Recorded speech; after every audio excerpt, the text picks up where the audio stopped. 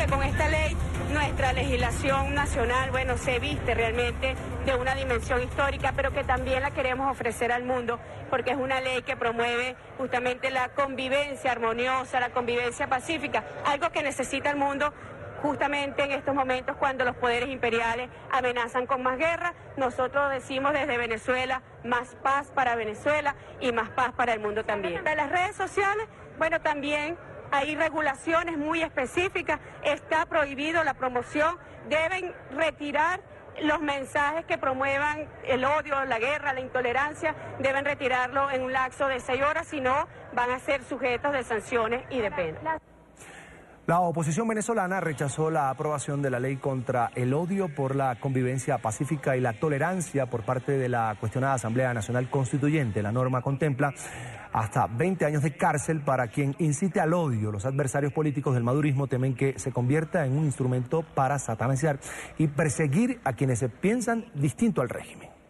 Nosotros los hijos de Chávez te respondemos y decimos: eres un gran hijo de la gran...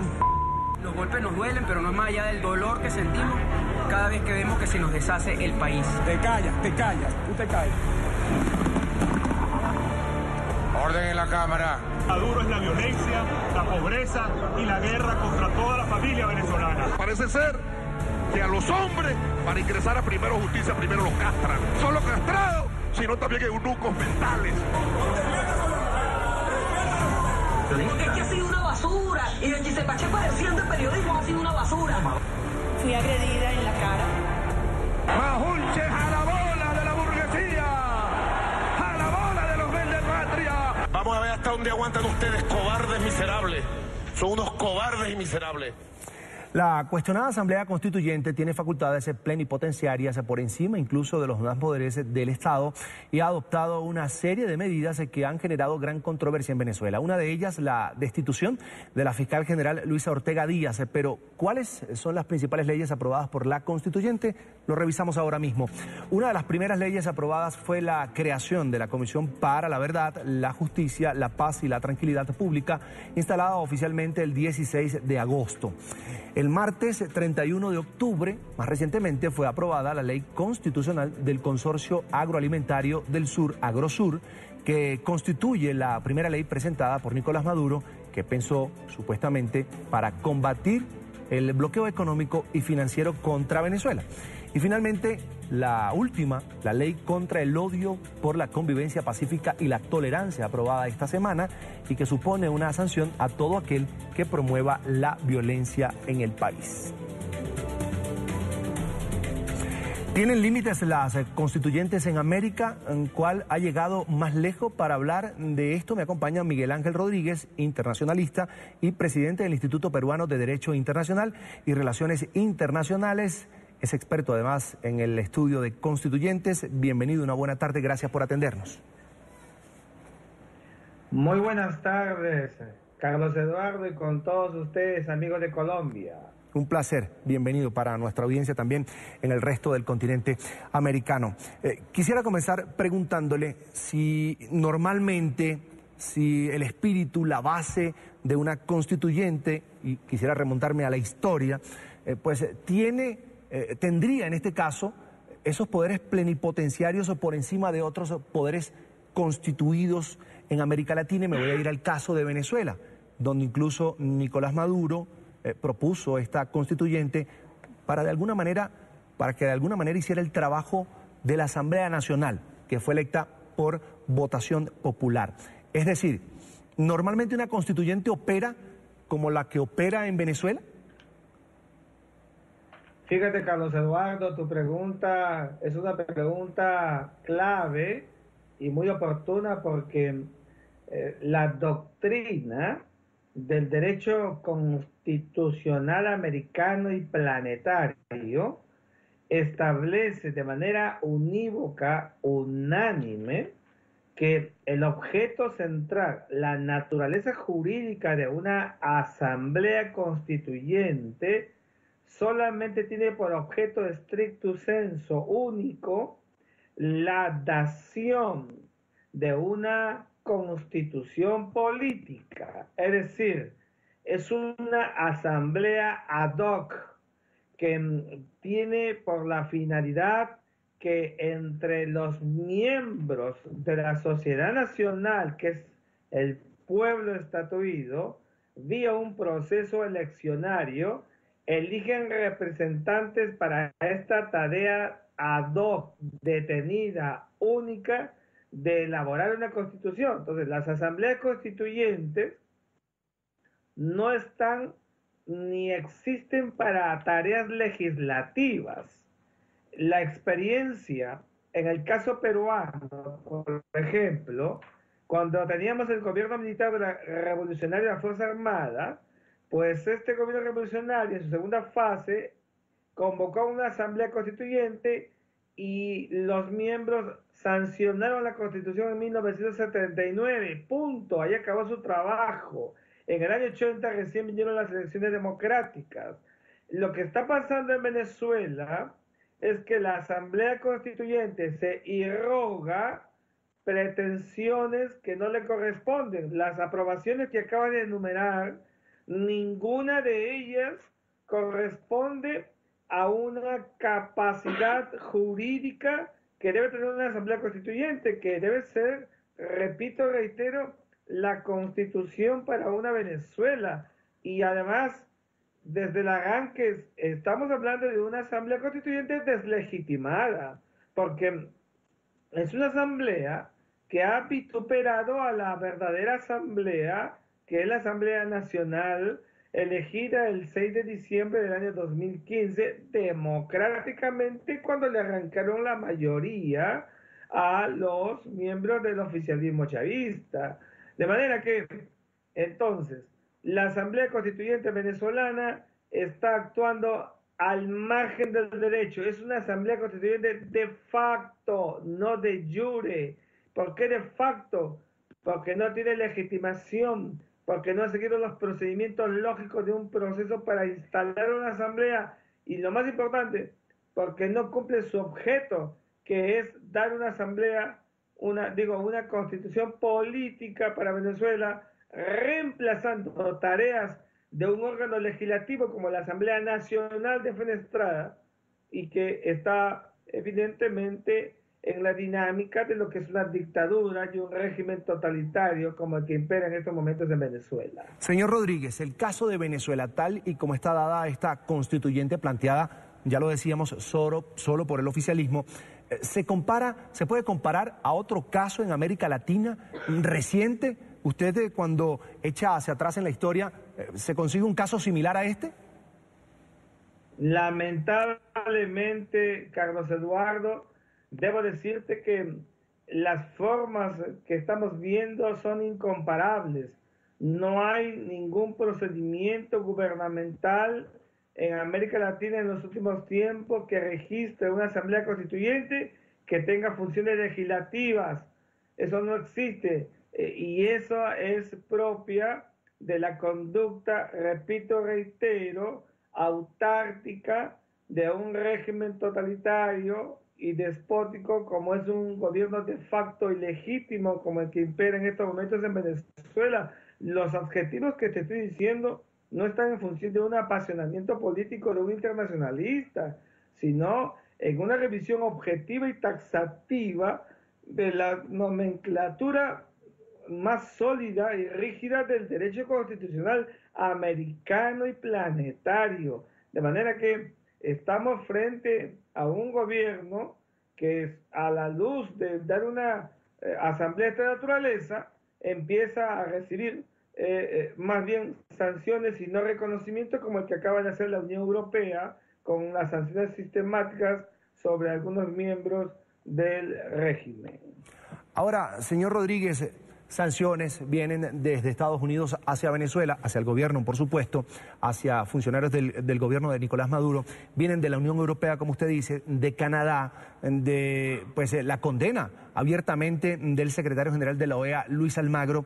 Y sin embargo, el venezolano que se opone a este tipo de políticas del gobierno de Nicolás Maduro, todavía de alguna manera se siente desprotegido porque no sienten el efecto de lo que sería ese acompañamiento de la comunidad internacional.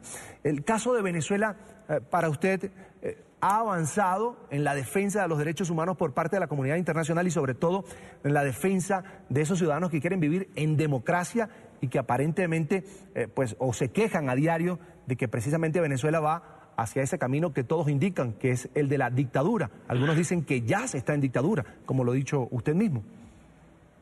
Bueno, fíjate, Carlos Eduardo, como sabrás, desde el propio gobierno no hay ninguna aspiración de encontrar una salida democrática, ni hay derechos humanos de nada.